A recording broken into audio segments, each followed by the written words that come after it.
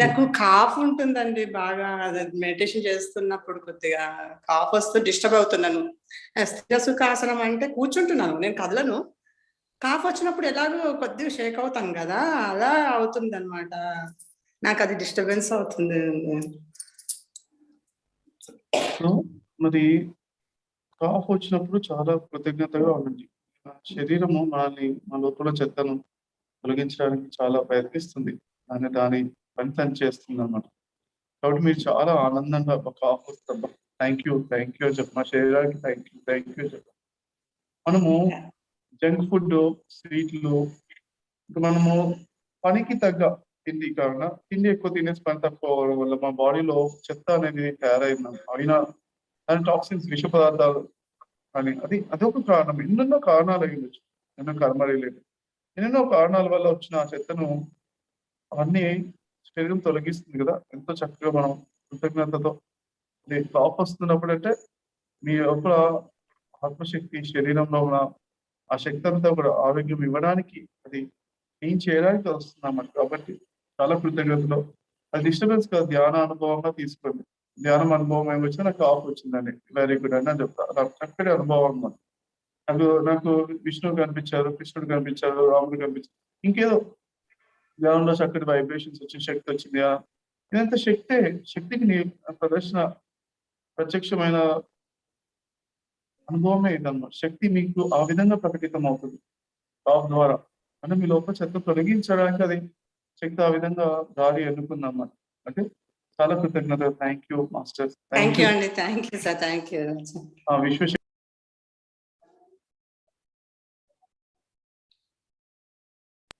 Thank you Vishwashakti. నా లోపల చెత్త తొలగించడానికి ఎంత చక్కగా మీరు హెల్ప్ చేస్తున్నారు అని గురువులకి అందరికీ కృతజ్ఞతలుగా. కాఫ్ వచ్చినప్పుడల్లా మీకు శక్తి పెరుగుతుందని ఇంకా చక్కగా చిరునవ్వుతో ఆ పాజిటివ్ గా ఉండండి. అప్పుడు హ్యాపీగా మీరు మనము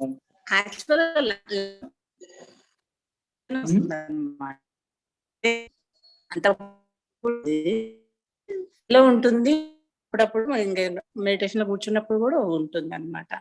కంటిన్యూ అప్పుడప్పుడు ఎప్పుడున్నా కానీ మనం కొద్దిగా ఆయాసం, స్టెప్స్ ఎక్కితే కొద్దిగా ఆయాసం వస్తుంది అన్నమాట. మనందరికీ న్యాచురోపతి అనే ఒక టెక్నాలజీ ఒకటి వాడవచ్చు అన్నమాట. న్యాచురోపతి అనే డాక్టర్స్ ని కలవడం వల్ల. సో అదేంటంటే మనము ఎప్పుడు ఫుడ్ తీసుకోవాలి, ఎలా తీసుకోవాలి, ఎంత తీసుకోవాలి, మరి కొన్ని మనము చెప్పాం కదా, దివ్య ఆకలి అన్నట్టుగా మెయింటైన్ చేయడము, చక్కటి ఆహారము, చక్కటి ఆహారము, ఎక్కువగా రా వెజిటబుల్స్, ఫ్రూట్స్ ఉన్నవి తీసుకుంటుంటే కాఫ్ అలాంటివి అనేది తక్కువ అవుతుంది. సో ఒకటి ఏంటంటే ఒకరికి కలిసాను ఢిల్లీలో. నేను కలిసినప్పుడు ఆయనకి బాగా కాఫ్ అనమాట. ఎన్నో సంవత్సరానికి క్రానిక్ కాఫ్ అంటారు. ఎన్నో సంవత్సరానికి విపరీతమైన తగ్గుతూనే ఉంటాడు. ఎప్పుడు ఎక్కడికి వెళ్ళినా ఒక సెకండ్ తీరిగ్గా లేకుండా దగ్గడం ఉంటుంది. ఆయన ఎక్కడికి వెళ్ళినా కానీ, అప్పుడు ఫంక్షన్స్కి వెళ్ళినా కానీ ఎప్పుడు రాడు. ఎప్పుడన్నా వెళ్ళినా కానీ దగ్గి కింద పడిపోయి సుడు తప్పదు కదా, అంతగా దగ్గొచ్చేది. అదన్నీ చూసి అలానే వాళ్ళ కూతురికి కూడా ఇంకొక ప్రాబ్లం ఉంది, ఆవిడ ఇంకేదో పెద్ద ప్రాబ్లం ఉంది. అవన్నీ చూసి వాళ్ళ ఆవిడ న్యాచురోపతిలో జాయిన్ అయిందన్నమాట. న్యాచురోపతి డాక్టర్ గా జాయిన్ అయిన తర్వాత 2వ సంవత్సరం కోర్స్ చదువుతుంది. మొత్తం 5 సంవత్సరాల కోర్స్. 2వ సంవత్సరం చదువుతున్నప్పుడు తను ఏం చేసిందంటే, ఒక నెల రోజులు వాళ్ళకి ఓన్లీ కుక్ ఫుడ్ మానేస్తుంది. వాళ్ళ ఆయనకి, వాళ్ళ పాపకి, ఇద్దరికి ఓన్లీ రా వెజిటేబుల్స్ లేకపోతే ఫ్రూట్స్ అంతే.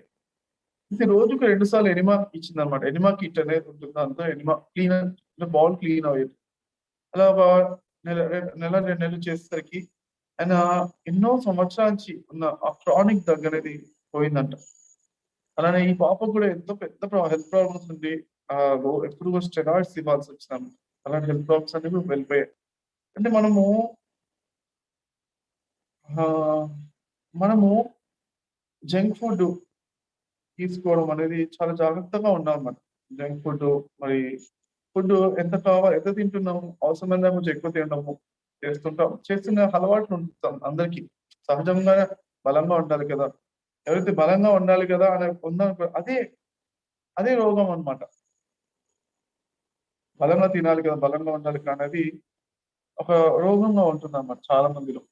ఓకే. అదేంటంటే ఒక ఏజ్ వరకు 18 ఇయర్స్ వరకు, 25 ఇయర్స్ వరకు పెరిగే వయసులో తినడం ఓకే. తర్వాత ఏజ్ పెరుగుతుంటే మళ్ళీ మితాహారం అనే దాన్ని పాటించేస్తే చాలా బలంగా ఉంటారు, ఆరోగ్యంగా ఉంటారు. అన్ని విధాలుగా మంచిగా ఉంటారన్నమాట. అది కొన్ని ఇవన్నీ కూడా అంటే మితాహారం అనేది పాటించకపోతే మరి అది ఇంకా అది అందుకే మితాహారం అనేది ఒకటే సడన్ గా పాటించమన్నా పాటించబుద్ధి కూడా కాదు. అదేంటబ్బా ఏం చెప్తున్నారు? మితాహారం అంటారు బలంగా ఉండాలి కదా, ఆరోగ్యంగా ఉండాలి కదా అని. ఆరోగ్యంగా ఉండాలంటే మితాహారం పాటించాలి. అదే మితాహారం బలం. ఒక ఎలకలకి ఒక చిన్న పరీక్ష చేశారన్నమాట. అంటే వాళ్ళు ఎలకలు తినే ఫుడ్‌లో మామూలుగా ఎంత తింటే అంత తింటున్నాయి. కొన్ని ఎలకలు ఏం చేస్తారంటే, ఆ తినే ఫుడ్‌లో సగమే ఇచ్చేవాళ్ళు. రోజు తినే ఫుడ్‌లో సగమే ఇచ్చారు. ఎలకలు మరి వాటి జీవిత ఆయుర్దాయం అనేది డబుల్ పెరిగిందంట. ఆహారం సగం చేసినప్పుడు జీవిత ఆయుర్దాయం ఎన్ని సంవత్సరాలు, కొన్ని ఎలకలు మామూలుగా కొన్ని సంవత్సరాలు జీవిస్తాయి. అందుకే డబుల్, అంతకు వయస్సు 2 రెట్లు ఎక్కువగా జీవించాయంట. మరి ఎట్లా జరిగింది ఇది? సైంటిస్టులు మామూలుగా మన శాస్త్రాల్లో చెప్తారు. అది మెతుకు పైన మీ యొక్క పేరు రాసుంటుంది అని. లేకపోతే మనం తినే తిండి ఇంత ఫిక్స్ అయ్యి ఉంటుంది. ఆ తిండి తొందరగా తినేస్తే తొందరగా చనిపోవడం. నిదానం తింటే నిదానం అట్లా అట్లా ఉన్నాయని శాస్త్రాలు చెప్తున్నాయి. శ్వాసలు కూడా కౌంట్ ఉంటుందని చెప్తున్నాయి శ్వాసలు కూడా. ఎంత నిదానంగా శ్వాసిస్తే అంత ఎక్కువ సంవత్సరాలు బతుకుతాం. ఇవన్నీ ఉన్నాయి ఫ్రెండ్స్. సో మీరు కొంచెం జాగ్రత్తగా వాటిపైన అవేర్నెస్ తో ఉండొచ్చు. లేదంటే ఒక చిన్న ఒక మెథడాలజీ చెప్తాను. ఆ మెథడాలజీ ఏంటంటే ఫ్రెండ్స్, మనము ఈ ఫాస్టింగ్ అనేది అద్భుతమైన ప్రక్రియ అని. మరి ఫాస్టింగ్ అంటే ఉపవాసం ఉండడం. మేడం మీకు ఉపవాసం ఉండే అలవాటు లేదు కదా, మీకు లేదు అని అంటే దగ్గు ఎవరికైతే వచ్చిందో ఉపవాసం ఉండడం అనేది వాళ్ళకి ఉపవాసం అంటే చిన్న చూపు చూస్తారు.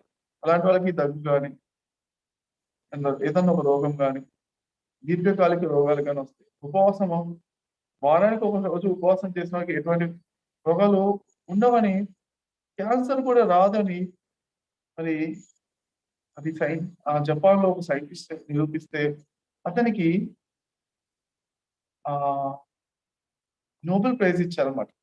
క్యాన్సర్ కూడా రాకుండా ఉంటుంది. నెక్స్ట్ ఏకాదశికి ఒకసారి ఉపవాసం అంటే రెండు సార్లు నెలకు 2 సార్లు ఉపవాసం చేసి ఒక రోజంతా ఏమి తినకుండా ఉంటే అతను చెప్పింది బాడీలో శరీరంలో క్యాన్సర్ కూడా రాదు. అట్లా ఎన్నెన్నో రోగాలు రాకుండా ఉంటాయి. క్యాన్సర్ అనే కాదు అలా. సో దాని గురించి ఒక టెక్నిక్ మంతెన సత్యనారాయణ గారి ఒక టెక్నిక్ పాటిస్తే బాగుంటుంది. ప్రతిసారి చెప్పింది ఆహార ధర్మం అని ఒకటి ఉంది. అది వైజాగ్ ధ్యాన మహాచక్రంలో నవవిధ ధర్మాలు అని ప్రతిసారి చెప్పారు. అందులో ఆహార ధర్మం అని ఉంటుంది. అది పాటిస్తే బలంగా ఉంటారు, శక్తివంతంగా ఉంటారు, ఆరోగ్యంగా ఉంటారు. మరి విజయవంతంగా ఎక్కువ సంవత్సరాలు జీవిస్తారన్నమాట. వందల సంవత్సరాలు 200, 300 సంవత్సరాలు జీవించే ఆహార ధర్మం ప్రతిసారి చెప్పారు. 200, 300 సంవత్సరాలు కాకుండా 100 సంవత్సరాలైనా హ్యాపీగా బలంగా బతకడానికి అంటే మంతెన సత్యనారాయణ గారు ఒక చిన్న ప్రతి సోమవారం నాడు తేనె నిమ్మకాయ తాగండి. ఓన్లీ తేనె నిమ్మకాయ 2 గంటలకు ఒకసారి తేనె నిమ్మకాయ తాగండి. ప్రతి మంగళవారం నాడు ఓన్లీ ఫ్రూట్సే తీసుకోండి అని చెప్పారన్నమాట. ఈ పద్ధతి పాటిస్తే ఏంటంటే మనము మరి కొంచెం ఆరోగ్యం అనేది ఇంకా బాగా సపోర్ట్ చేస్తుంది ధ్యానానికి అయినా అంతా కూడా బాగుంటుంది. ఓకేనా? అది మంత్ర సత్యనారాయణ గారిది ఒక వీడియో ఉంటుంది. ఆ వీడియో ఎవరైనా కానీ మన టీంలో ఎవరు పోస్ట్ చేస్తారు, ఎవరి దగ్గర ఉంది లక్ష్మణ్ ఉందా, నీ దగ్గర ఉందా లక్ష్మణ్? మంత్ర సత్యనారాయణ గారిది ఉంటే పోస్ట్ చేయాలి. ఓకే. లేదంటే లేదంటే నేను చెప్పిన మెథడాలజీ కూడా మంచిది. మెథడాలజీ దివ్య ఆకలితో ఉండడం అంటే 10 ముద్దలు ఆకలేస్తే 9 ముద్దలు తినాల్సి ఆగడము ఆగిపోవాలంటే. ఒకటే ఒక ముద్ద తక్కువ చేస్తాం. ఒక్క ముద్దే తక్కువ చేస్తే ఏంటి ఏమి ఎట్లా తక్కువ చేస్తాం ఏం తెలుస్తది? టైంకి తినాలి మళ్ళీ. 3 పూటలే తినాలి. 3 పూటలే తినాలి. మధ్య మధ్యలో చిన్న చిన్న తిండ్లు తినొద్దు. ఆ పూట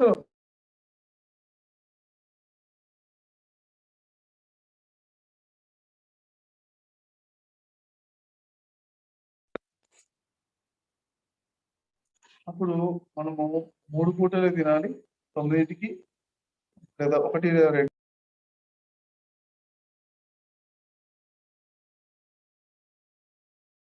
తర్వాత ఈవినింగ్ 6కో 7కో ఆఫ్టర్ 6, 7, 8 ఆ మధ్యలో. ఓకే. సో 3 పూటలే తినాలి. ఏమైనా మధ్యలో తినాల్సిన ఐటమ్స్ అన్ని కావాలని పెట్టుకోండి. మళ్ళీ ఆ 3 పూటల్లో ఎక్కడో చోట పక్క తిన్నారు, పక్క తిన్నారు. మధ్యాహ్నం తిన్నాము ఇప్పుడు. అంటే ఆరోగ్యం ఉండడానికి అన్నమాట.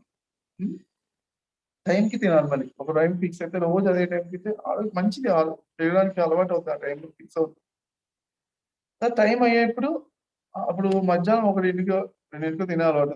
మధ్యాహ్నం ఒక 12:50 నుంచి ఆకలేస్తున్నారు. అబ్బా ఆకలేస్తుంది.